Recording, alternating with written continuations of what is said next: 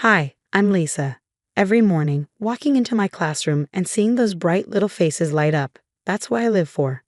Money never mattered much to me, not like it does to them. Mom raised me right. She's been a second-grade teacher for 30 years and taught me that real wealth isn't about designer labels or country club memberships. She taught me to value the things that truly matter. You're really something special with these kids, Linda says, watching me help Tommy with his alphabet. Linda's been my rock since I started teaching here 3 years ago. Just doing what I love. I reply, forcing a smile. I don't mention the text I just got from Stephen about another family dinner tonight. I met Stephen 2 years ago at Riverside Coffee. Back then, he was genuine, kind, and laughed at my terrible puns. A junior attorney who seemed nothing like his family's ruthless reputation. You're not what I expected from a Parker, I told him on our third date. Maybe the Parkers aren't what you expect, he said. Oh, how wrong he was. The first dinner at their mansion should have been my warning. Robert Parker, Boston's most notorious real estate mogul, sized me up like a property assessment. His wife, Margaret, wore a plastic smile to match her designer everything. And Amanda, now my sister-in-law, barely concealed her sneer. A teacher? How charitable, Margaret said, sipping her wine. We support many educational initiatives, Robert added, ever the salesman. Perhaps we could find you a more suitable position. I love my current position, actually, I replied, trying not to bristle as Stephen tensed beside me. That's when it started, the subtle digs, the backhanded compliments, the relentless pressure. At first, Stephen defended me. But slowly, I watched the man I fell in love with fade away, replaced by his father's puppet. Maybe Dad's right, he said last week. The private sector has better opportunities. Better for who, Stephen? Your father's image. Linda notices my distraction during recess. Parker family drama again. They're hosting their annual charity gala next weekend. The one where they pretend to care about underprivileged kids while treating their cleaning staff like dirt, I mutter. You don't have to go, Linda says gently. Stephen says it's non-negotiable. Dad's biggest night of the year. I mimic his corporate tone. My phone buzzes. Another text from Margaret. Darling, do try to wear something appropriate this time. The Parkers have standards to maintain. I close my eyes and hear Mom's voice. Stay true to yourself, Lisa. The right people will love you for who you are. But I can't shake the feeling that this gala will change everything. The night I'll learn what it really means to be a Parker and why I'll never be one of them. The grand ballroom sparkles with chandeliers and fake smiles. My feet ache within an hour, but there's nowhere to sit. Every chair at the family table has a gold nameplate, none bearing my name. These seats are reserved for family members who actually contribute to the Parker legacy. Robert announces loudly, ensuring the surrounding socialites hear every word. Amanda glides past in her Valentino gown, champagne in hand. Oh, Lisa, that dress is so quaint. A&M is really stepping up their game. She snaps a photo, no doubt for Instagram. Teaching is such a darling hobby, Margaret chimes in, adjusting her diamond necklace. Though surely it's time to consider a real career, the Parker name carries certain expectations. Stephen remains buried in his phone, pretending not to notice as I shift uncomfortably. The man I marry would never have allowed this. But that man is long gone. Hours later, my back aches, and my patience wears thin. In the restroom, I catch Amanda's Instagram story. When the help forgets their place. The photo shows me standing awkwardly by the table. From outside the door, voices drift in. She's becoming a liability, Robert growls. A kindergarten teacher? The board can barely contain their amusement, Margaret scoffs. Either she quits that ridiculous job or we ensure this marriage ends, Amanda adds gleefully. I already have the perfect replacement lined up. My hands tremble as I leave the restroom, my composure hanging by a thread. Pamela, Robert's assistant, intercepts me, pressing a folded note into my hand. The bathroom in the East Wing is quieter, she whispers, her tone deliberate. And Mrs. Parker, there are things you should know about this family. Things that might interest you. I wait until I'm alone to read the note. They did this to me too. I have proof of everything. Meet me at Riverside Coffee tomorrow, 8:00 a.m. Come alone. As the gala winds down, Robert raises his glass. To family, he declares, and upholding the Parker name.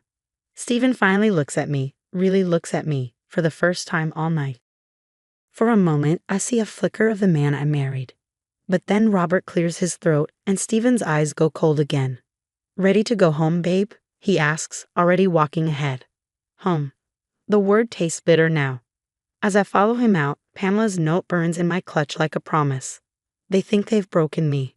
They think this is the end of the story. They have no idea. It's just the beginning. At 8 a.m. sharp, Riverside Coffee is quiet.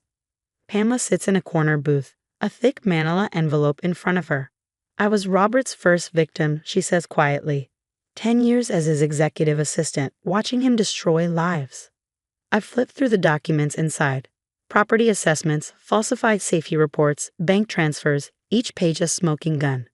Those affordable housing projects. He's evicting elderly residents, paying off inspectors, pocketing millions, Pamela explains. My hands tremble. Stephen handles the legal paperwork, she adds. My heart sinks. He knows exactly what he's doing. Later that week, Linda introduces me to her brother Marcus over lunch.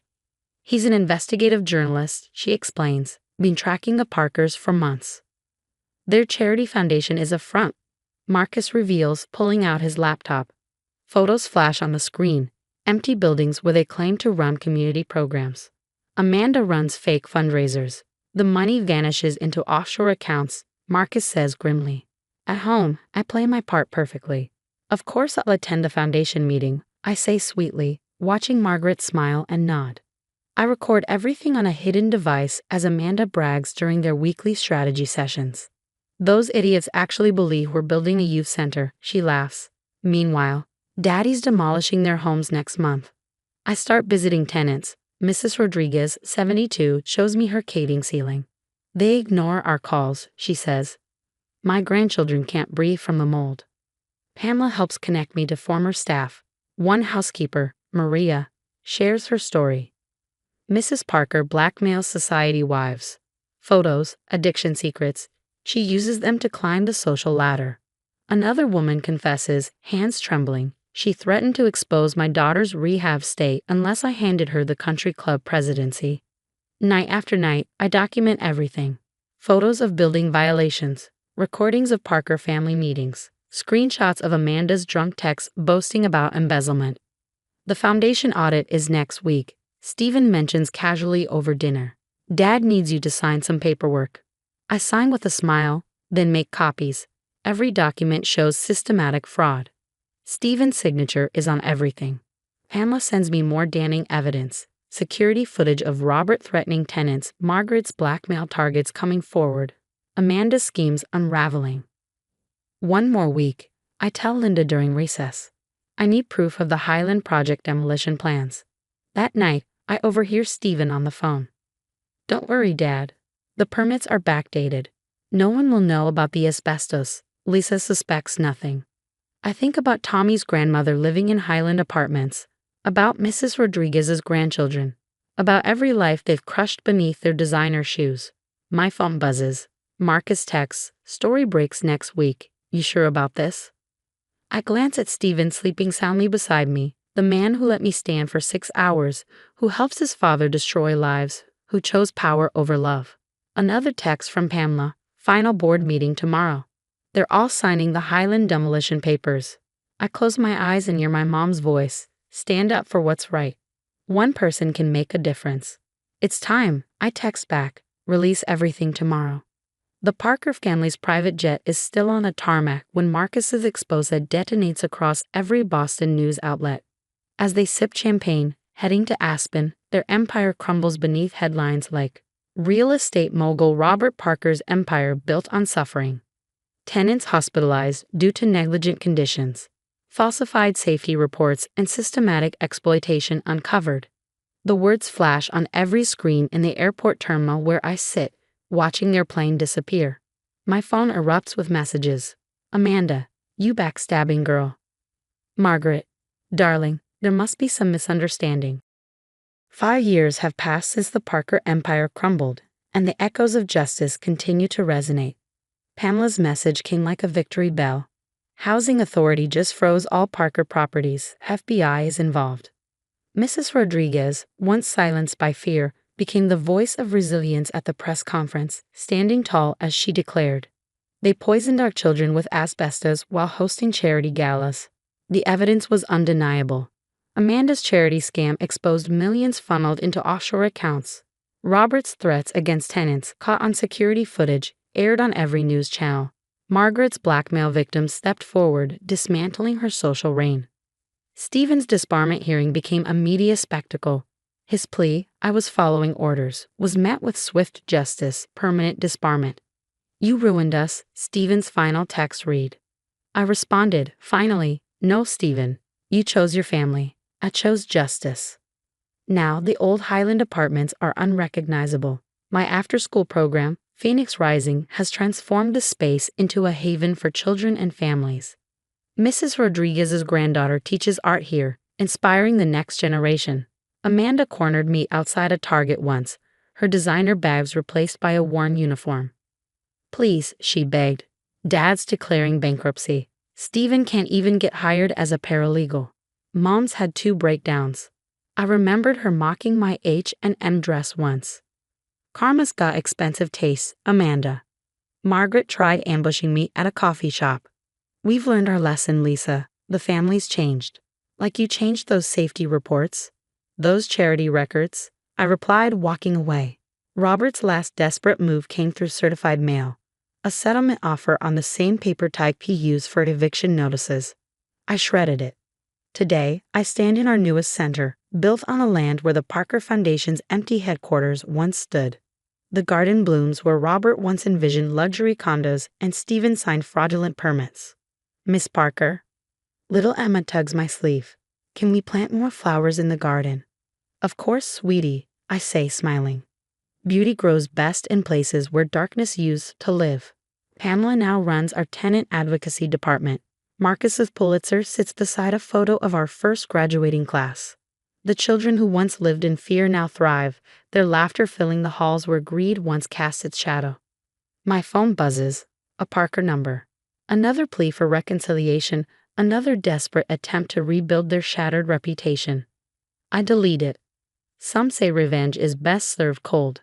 I say it's best served with justice, hope, and real change. They tried to break a kindergarten teacher. Instead, they taught me the most valuable lesson. Sometimes the smallest classroom sparks the biggest impact. And I'm still teaching, just not the lessons they expected. What would you do if you discovered your partner actively participating in schemes that destroyed innocent families? Would you expose them immediately or gather evidence methodically, like Lisa did? Share your thoughts in the comments below.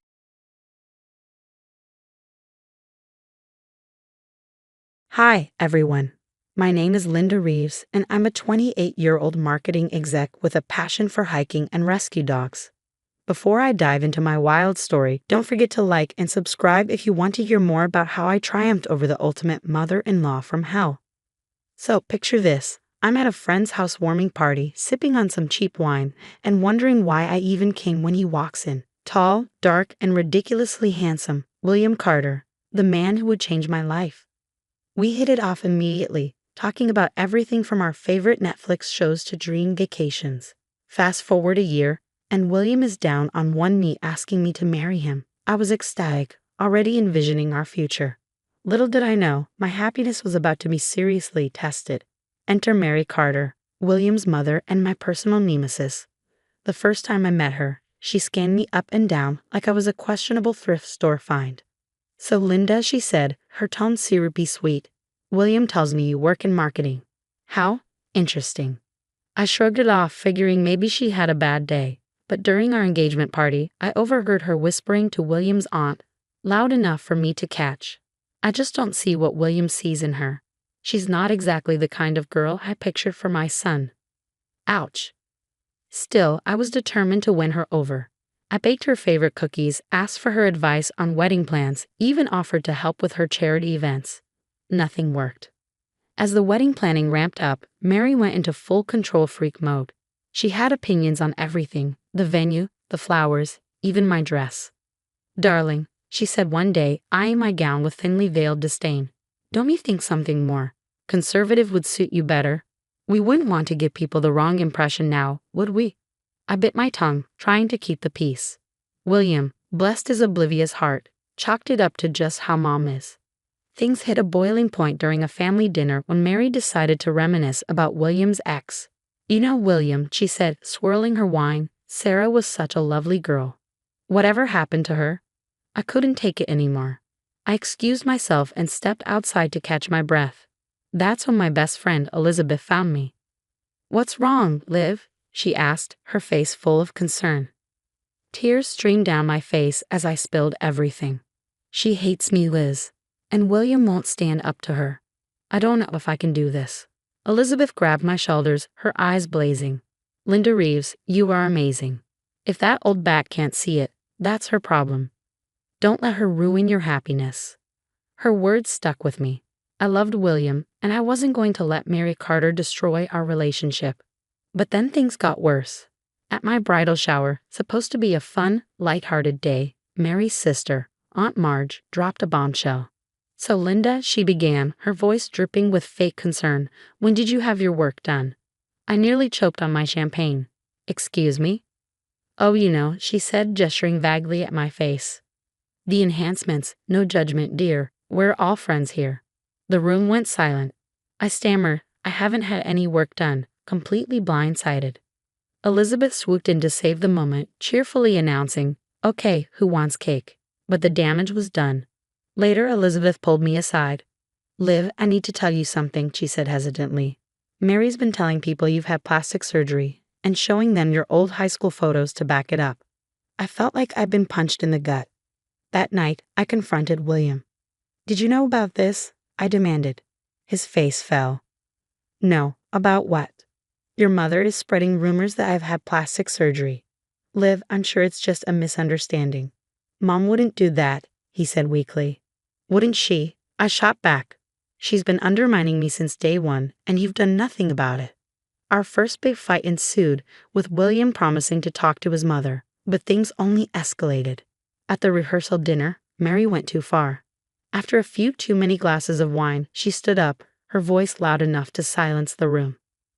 "Before this wedding goes any further," she declared, "we should have a doctor examine the bride-to-be, just to clear up any misconceptions." I was mortified. The entire room turned to look at me, but instead of breaking down, something inside me snapped. "You want proof?" I said, my voice trembling but firm. "Fine. But when I give it, Mary, you'd better be ready to eat your words." With that, I stormed out, leaving behind a stunned silence. As I stormed away from the rehearsal dinner, I heard William calling after me, but I didn't stop. I had a wedding to save and a mother-in-law to take down. The next morning, I woke up feeling more like I was heading into battle than walking down the aisle. My bridesmaids were all smiles and mimosas, but I was on a mission. "Eliza," I called out, urgency in my voice. "We need to make a few calls." While my friends worked on my hair and makeup, Elizabeth and I got to work. We reached out to anyone who could vouch for my story. High school friends, college roommates, even my old orthodontist. If Mary wanted proof, she was about to get it. Just as I was slipping into my dress, there was a knock at the door.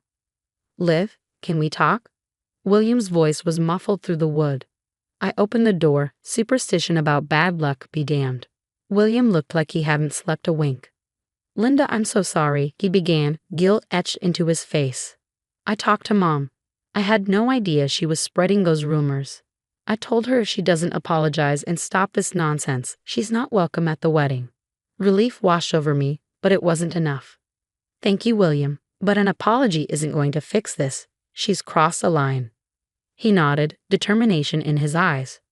"Whatever you need to do, I'm with you 100%. The ceremony itself was beautiful. As I walked down the aisle, I felt the weight of Mary's disdain in the front row, her sour expression unmistakable. But I didn't care. I was marrying the man I loved. It was at the reception that Mary made her final drunken stand. William and I were dancing when her voice cut through the music, loud and slurred. "I think it's time we settled this once and for all," she announced, stumbling to her feet. "I demand we bring in a doctor to examine the bride. We need to know the truth." The music screeched to a halt. Every eye in the room turned to us. William started to respond, but I placed a hand on his arm. "I got this," I whispered. I strode toward Mary, heart pounding but resolve unshaken. "You want the truth, Mary? Fine. Let's give everyone the truth. I turned to Elizabeth, who nodded and wheeled out the projector we had set up earlier. The lights dimmed and photos began flashing on the screen. This is me at 13, I said as an image of an awkward, brace-faced teenager appeared. And this is me at 16, after I joined the track team. A slimmer but still shy version of me came up next. Photo after photo documented my gradual transformation. No plastic surgery, just braces, growth spurts, and a lot of hard work. Then came the videos, clips of old teachers, friends, and even my orthodontist confirming the obvious. My face hadn't been altered by a surgeon, just by time and effort. I turned back to Mary, my voice steady but sharp. And here's the kicker. Even if I had had work done, who are you to judge? Who are you to try to humiliate me on my wedding day? The room was silent. Mary's face went from red with rage to pale with shock. William broke the silence. Mom, I think it's time for you to leave. Mary stumbled out, humiliated. Guests murmured apologies to me, ashamed for believing her lies. William pulled me close as the music resumed. I'm so proud of you, he whispered as we started our first dance. For the first time in weeks, I felt free, like I'd finally taken control of my own story. But as we settled into married life, the shadow of Mary Carter lingered. Whispers began circulating again, this time claiming I'd brainwashed William and turned him against his family. She just won't quit. I vented to Elizabeth over coffee. She's digging her own grave, Liv, Elizabeth reassured me, squeezing my hand. People are starting to see through her act. And Elizabeth was right. The cracks in Mary's image began to show.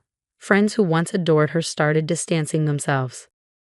Her co-workers at the real estate agency started avoiding her like the plague.